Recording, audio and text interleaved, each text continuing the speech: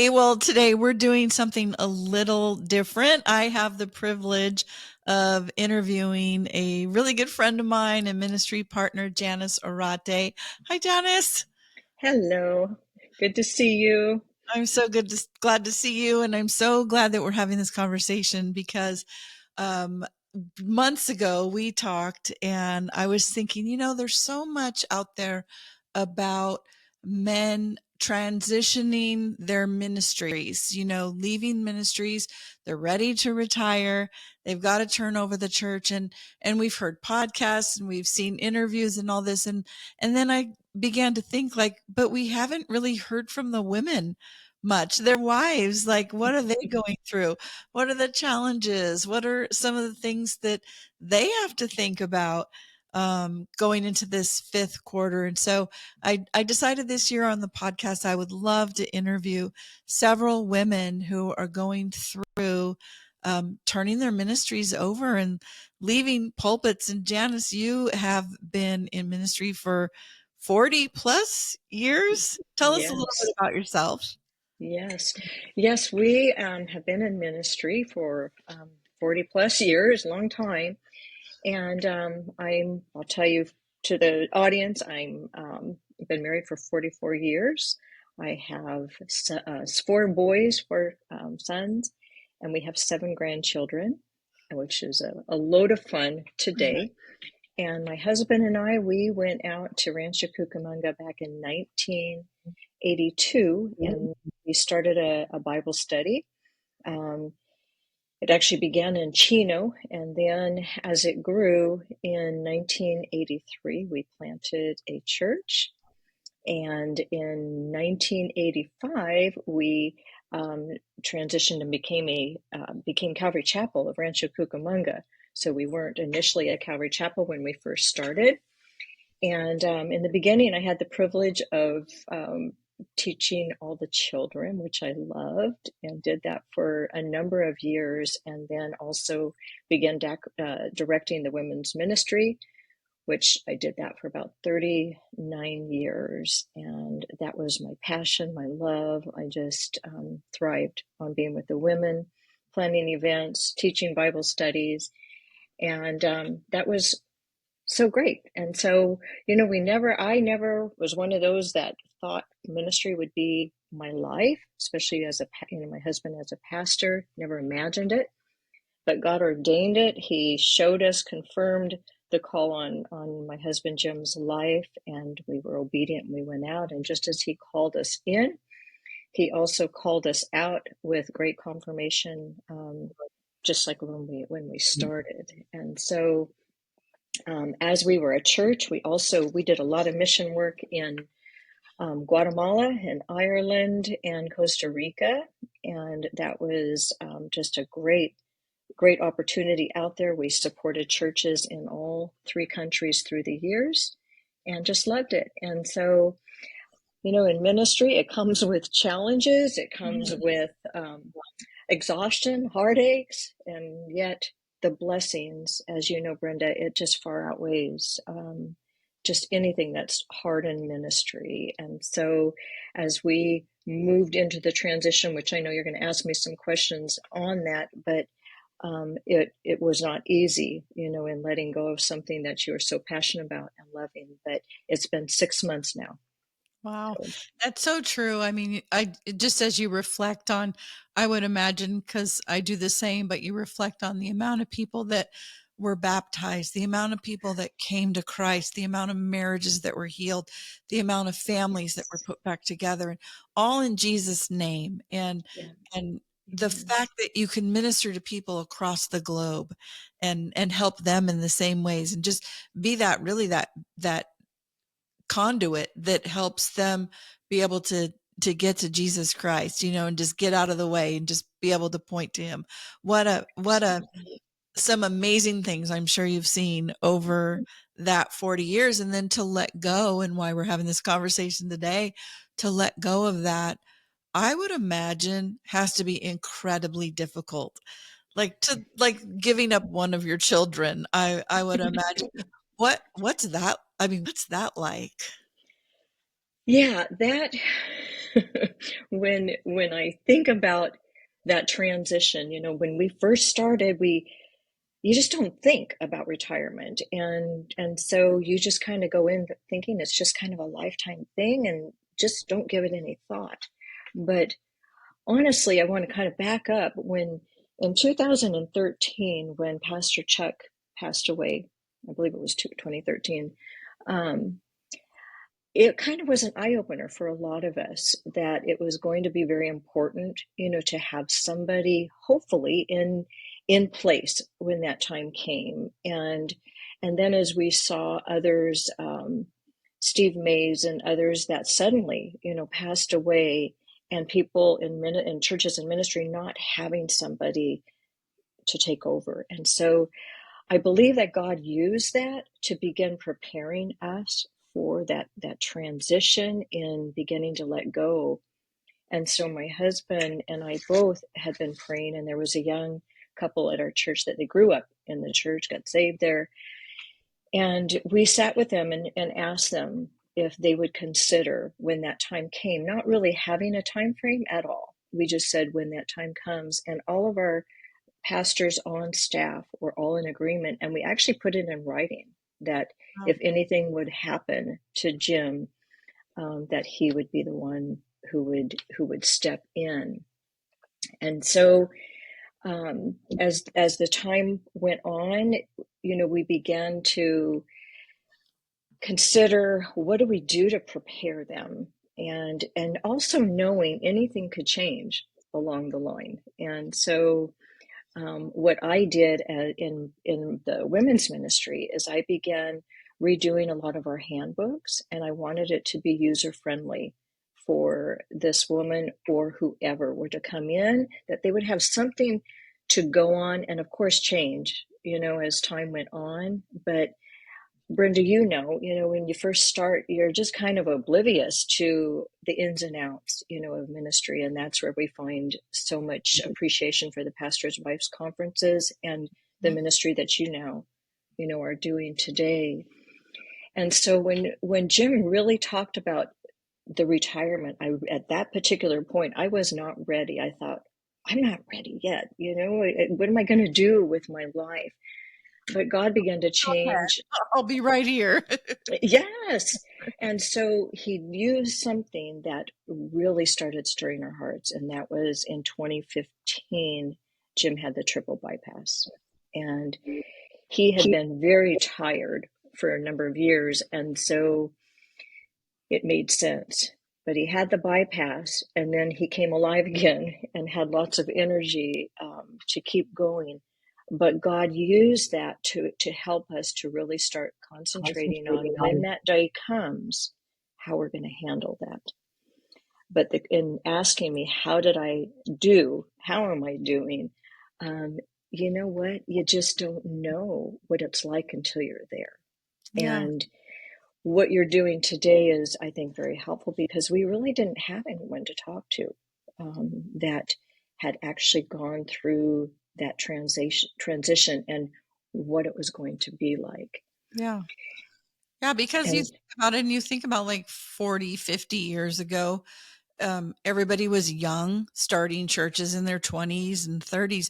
But I think now what we're seeing is like there's going to be many churches that have to be handed over because yes, the second generation, third generation Calvaries that are coming up, and at least in our tribe, this is going to be a reality where people are yes, going to be stepping out of ministry. And I really think more ministries are going to be taken over in the next decade than like even like churches planted within our I don't want to call it denomination, but within our tribe. I guess that's not even a yeah, good word, but there'll be a lot of churches planted, but I think there's also going to be opportunities for guys to take over. So fast forwarding that to like present day, when, maybe the last 5 years, when did you and your husband know that it was time? Like, were you both on the same page always, or was it like one of you got there first and the other followed? Because I talk to women who go, well, my husband wants to retire, but I'm not ready. Maybe they're younger. Maybe they work for the church. They run the women's ministry. And we can get into that conversation in a few minutes. But when did you guys know, and how did that process go?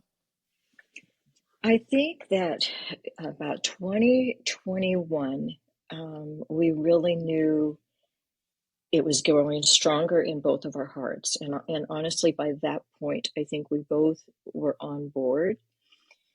But what ended up happening is the young man that we had hoped to be announced to us that he felt the Lord calling him to New Mexico.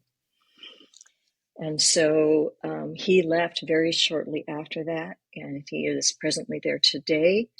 But what ended up happening, so now that's 2021, so it wasn't until a year ago, which would be 2023, that we really started moving forward into that process. But as this young man went on, a church came across the parking lot from our building, and it was a brand new church that maybe about 3 years old, and they moved in, and the pastor, very young man, introduced himself to my husband, and that began a relationship for the next few years, that eventually, through putting things before some fleeces, I guess you might say, before the Lord to really confirm, we actually did something a little bit different, and that was that we merged with this church that was just loaded with young people. Wow. And that was an answer to prayer that we were looking and hoping for, because our church, as time goes on, you grow older. And so, not to say that old people don't have anything to offer, because we all do, but we needed more young people coming through the doors. And so that was the answer. Yeah. Yeah, and it's interesting because it's not a one size fits all, is it?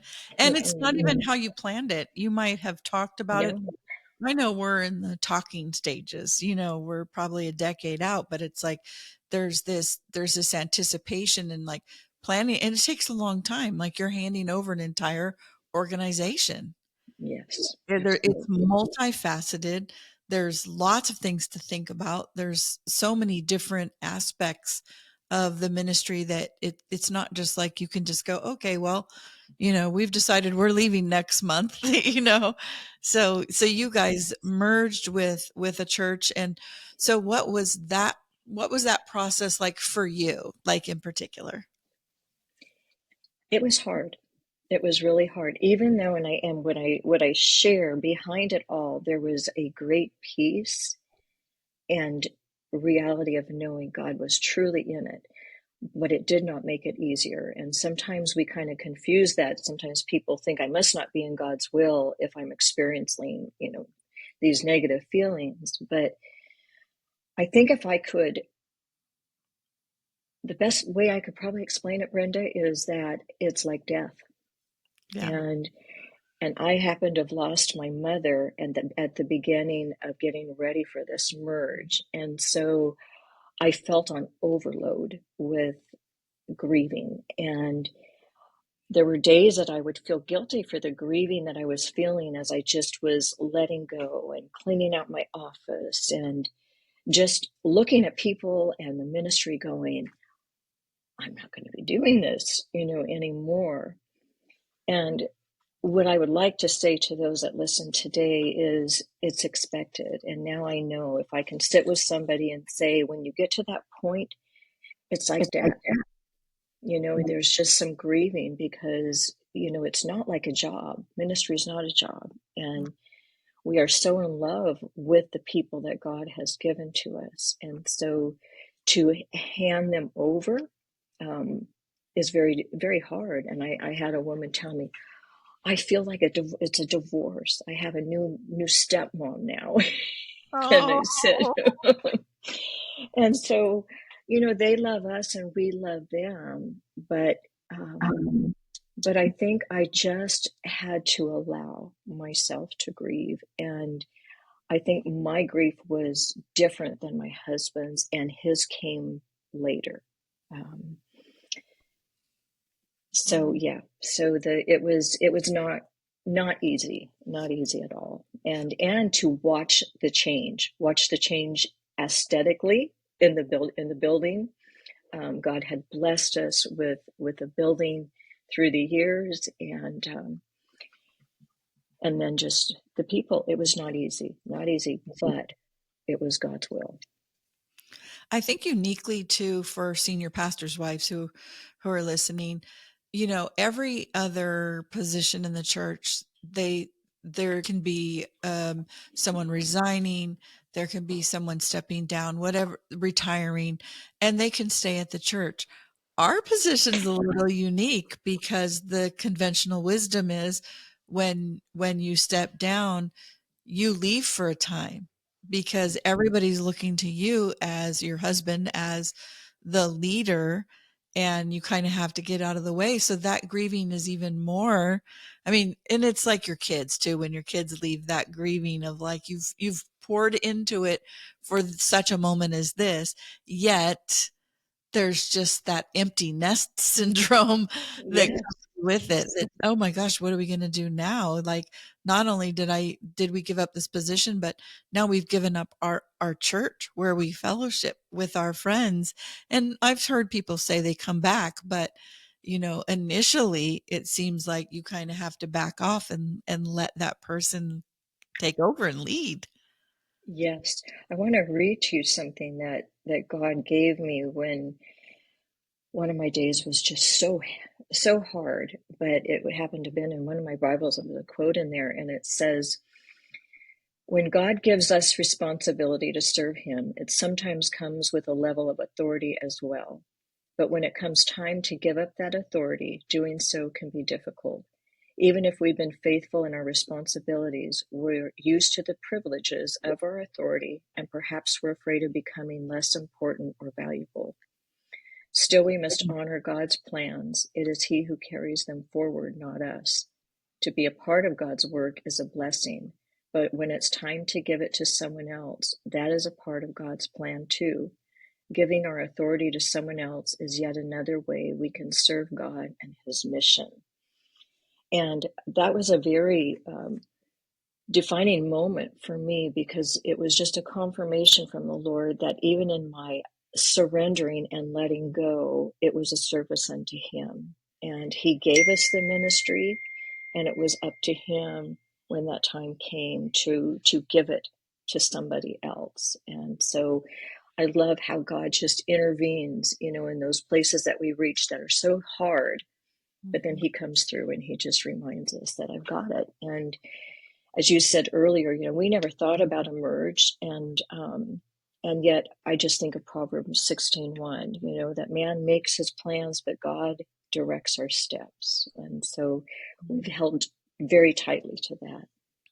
I think you brought up a good point with the responsibility and the authority because those kind of go hand in hand. And I think um, Ted and I were having lunch with David and Ingalil Guzik yesterday. And it's interesting because he brought up those two exact things during lunch. We were asking him about, because he gave over Calvary Chapel Santa Barbara a few years back to work with Enduring Word.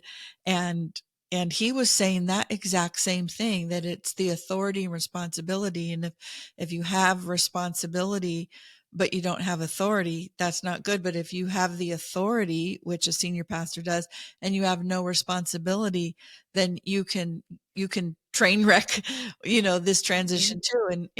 And he was saying that God just showed him, like, you don't have the responsibility and you don't have the authority. And said once those two things were settled, it was a lot easier because that Yeah. other person now has responsibility and authority. So I think it's a divine thing that you brought those two things up.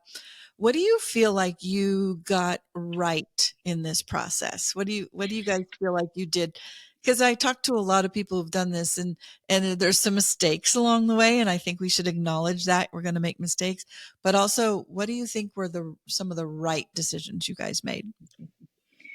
I think, when Jim and I talked a lot about this last night, and I think that the right thing was that we submitted to God.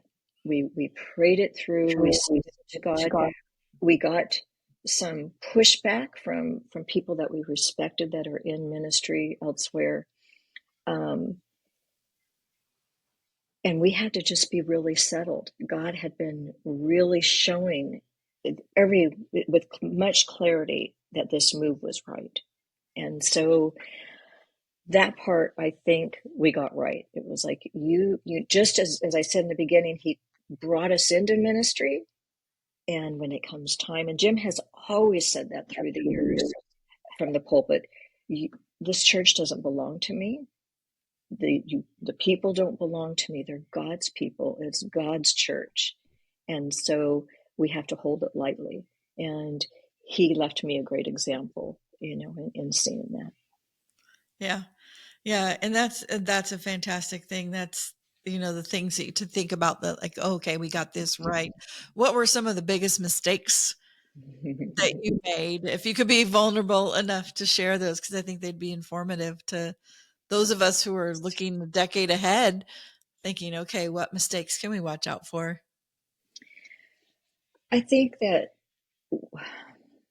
one of the mistakes would be to not search out somebody to really talk to, who's walked through this. But we really, and it was just, as we keep looking at it, everybody's situation is going to be unique. And so the pastor who took over, him and his wife, we were talking one day, and her parents, they both come from ministry families, and it was her grandfather when he retired. He shared with her how difficult it was, but never got to talk to him. But I wish we would have known what's going to happen in our hearts when it came, because there was a lot of guilt and frustration that came through.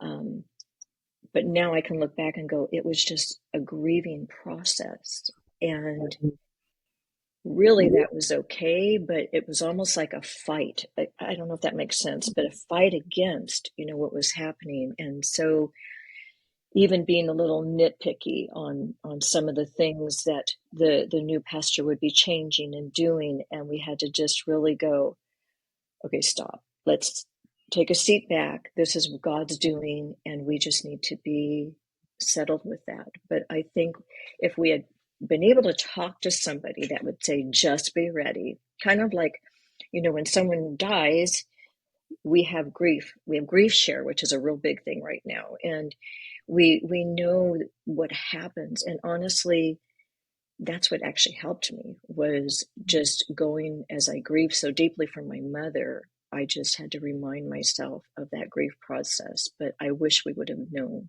ahead of time. And then, we didn't really know the proper time to tell our congregation and how to do it. And, you could speculate today and go, oh, maybe we should have done this different, or we should have done that. But then I just go, you know what?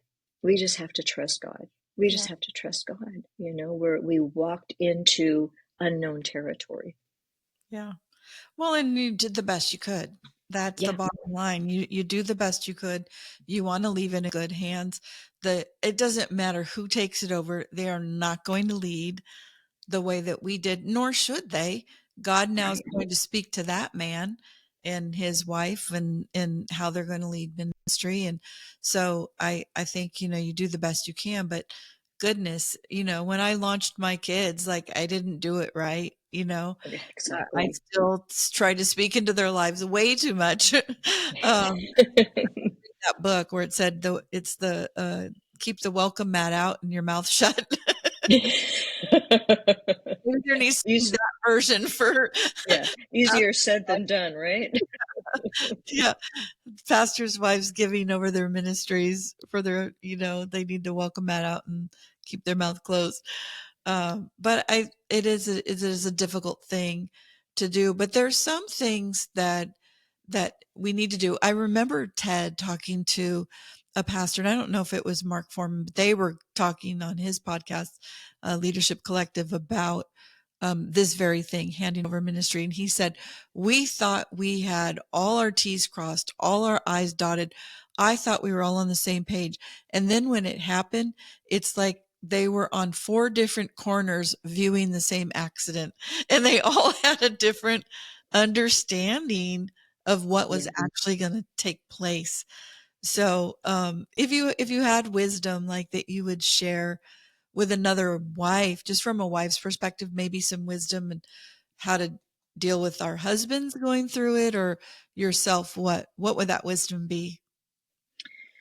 I think number one, that we need to trust when our husbands get to that point that they see it's time, to not fight it, to just pray it through and support him, because I think for the man it's, way more difficult. It's, we know our identity is in Christ, but my husband was talking to some men that had retired that weren't in ministry, but it's still just a hard thing because that's who you are, that's who you've been, and that's what you've done. So they need great support, and I found that there were days that I couldn't give my husband the support that he needed because my heart was grieving so deeply. So you have to really get out of yourself and just be that support. And I think that in doing that, it's that reminder that you might not even see retirement. Your husband might pass away. And are you ready?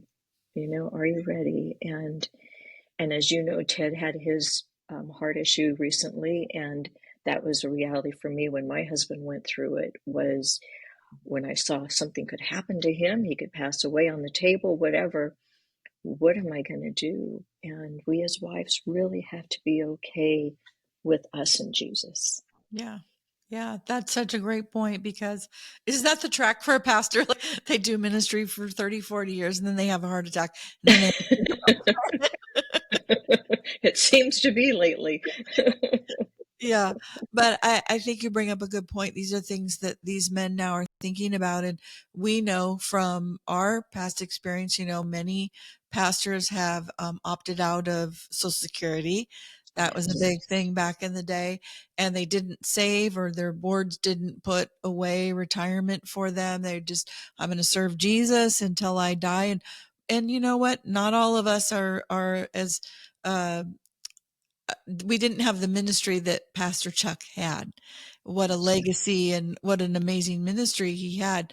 And he was able to stay in the pulpit, literally until he went to be with Jesus. But not everybody gets that opportunity. And so I think men are starting to think about it earlier now, and knowing that the pulpit isn't the only ministry for a pastor. There's other things Yes. that they can do. I know Ted's looking forward to just being able to pour into other young pastors, be available to coach them, to, Mm-hmm. come alongside them and help them. And there's other things that they could be doing other than pulpit ministry as a shepherd, but knowing these things and doing them, what would you say? Because I've talked to wives a lot, and a lot of what comes up is like a younger wife saying, I'm not ready to retire. Like, can I stay working? What if he wants to retire and I'm not ready? And we do have this idea that, like, oh, if the pastor retires, then his wife needs to retire. And I like what you said. Every situation's different. So it doesn't, each situation is going to be unique. Maybe I know of a situation where the pastor and his wife came in. Pastor's wife had 3 young kids, didn't want to do women's ministry. And so the wife was able to stay and continue to be that leader. I don't think we can make judgment calls on those things and just say it's black or white. Every situation is going to be unique. But what are some things that, because you and I have talked about some things that were really important to look at, Mm-hmm. finances, Yes. insurance. What are you going to do for insurance? These are now some personal things, but what were some of those? Like, could you give us a checklist, or some things that like should have been in writing that, Yes. weren't in writing, or weren't in writing, or I know people have like, they've kept the pastor on like as a pastor emeritus. What does that look like? How long is that salary going to continue? All these things really should, we should be thinking about these things. Yes, absolutely. Well, I think that we like you said earlier, we started early in our life, and yes, we opted out of Social Security and all those things at an early time, and I think that it's very important that there is a board that is really looking after you, really not just accountability, but looking after the future. Because even though ministry is not a business, it still is our livelihood, and we need to still think about that day when it comes on how are we going to survive, without a paycheck and all. And so I wish that had been done much better for us. But God came through in the last moment in a miraculous way where we were lacking. He came through and has made that provision for us. But it is important, that in the very beginning, that even if it's just pennies to start with, but that people really look into, providing for their future. And what did you ask me? You asked me, say it again. Of those things that you would need in writing. I know In what you're writing. saying. Ted serves on a number of boards, as does Jimmy, with their age and experience. It's helpful. And Yeah. one of the things he does is the first thing he does is make sure that the pastor has life insurance, because we've seen too Yes. many young women who have their husband, who is a pastor, has passed away unexpectedly, and then the wife has nothing, and that becomes a burden on the church, because Yes. what are you going to do now with this wife with young kids? So he makes sure they have life insurance, and then he starts saying, even if you can only put away, like you said, pennies, even if you can only put away a little bit, start putting away Mhm. that. So things I guess in writing, I guess just that's the point, right? Is just make sure there's some things in writing that you've Yeah. thought about, some things that you're going to be going through. We had to early on think about, we sold everything at one point, got 100% debt free, and then we bought a tiny house that we could pay off in 15 years, so that we knew at the age we thought we might retire that our house would be paid off. That was Yeah. something, that wisdom that we just got early on, that we thought, okay, we need to change this around a Yes. little bit. Absolutely. It comes faster than you think. It sure does. It's like a blink of an eye. It really is. And yeah, the financial end is super important. And you asked about pastor emeritus, and yes, my husband is the pastor emeritus, and that can be defined in so many ways. But he is there for this new pastor, and this pastor kept our existing staff, and and so he is serving on the board. And yes, there's still a small paycheck that he is receiving for a few years, and then we'll just see where that goes, from that point. But this new pastor thrives on the wisdom that we can offer.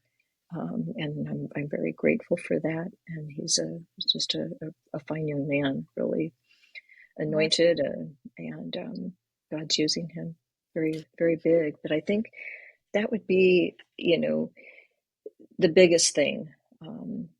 And even for the wife, what's that going to look like for her in writing? Forgetting the retirement and the merge, but if should that man pass away, that pastor, how is the church making provisions for the wife as well? And you said through life insurance and different things. Yeah. Yeah.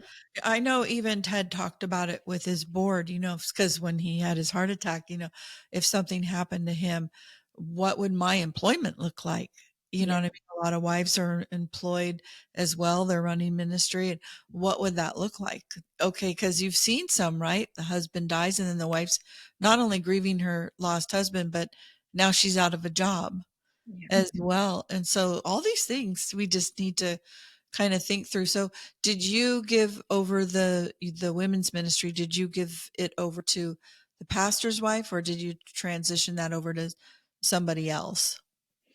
The pastor's wife initially she is basically the overseer. My administrator stayed on, and so she's helping her.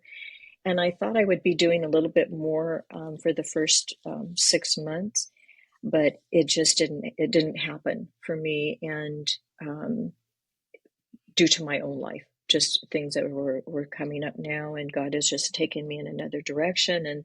And before, when we first got really serious about the merge, I thought to myself, I love ministry. What can I do?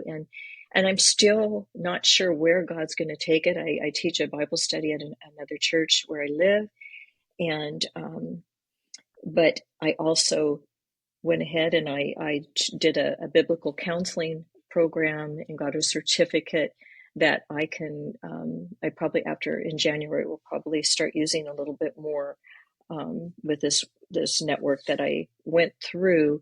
Not that I needed it in one sense. I've done ministry for so many years, but it actually was very good, to have that. And so I don't know, if that's going to go anywhere, but I think we have to just remind ourselves that there really does come a time that the baton needs to be passed. Sometimes I think in ministry, pastors' wives, we can think that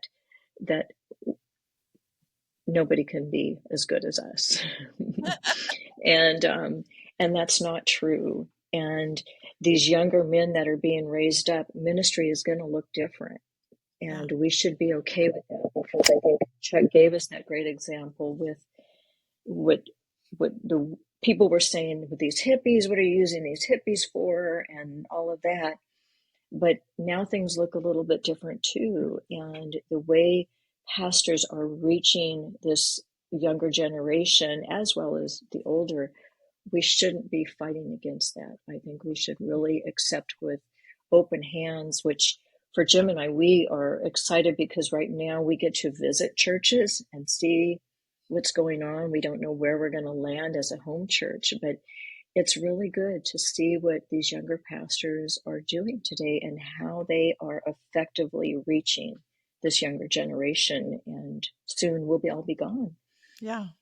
Amen. And I guess the realization that, God's not done with you yet. You Mm-mm. and Jimmy have such wisdom.